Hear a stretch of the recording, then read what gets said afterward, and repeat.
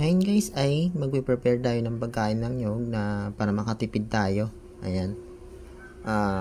Tinadtad ko na lang yung nyog bago i-blender natin. Pagod magtudtod. Ayan, mas para mabilis. Para makatipid sa feeds, hahalo natin ng konting feeds. Ayan.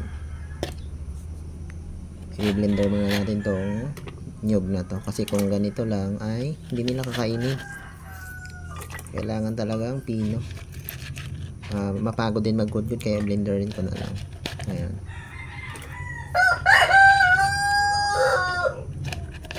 Ayan, i-blender natin.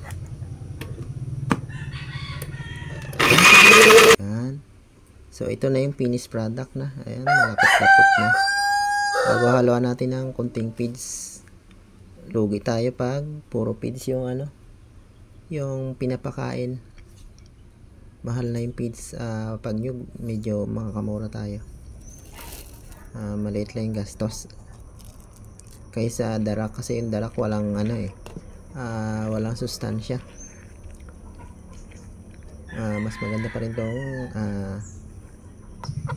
nyug. Ayan, ayan na, nag-aabang na sila. Kakainin natin. Ayan, yung mga siyamo natin. Ayan, i-course natin sa caviar. So ayan, hataw sila kain. Sanay na kumain ng nyug, hapal ng nyug na hindi pinigaan. Ayan, masustansya. Ayan, ang tataba nito. Tataba dito sila guys. Ayan, so cross ko sila sa caviar para mabilis lumaki.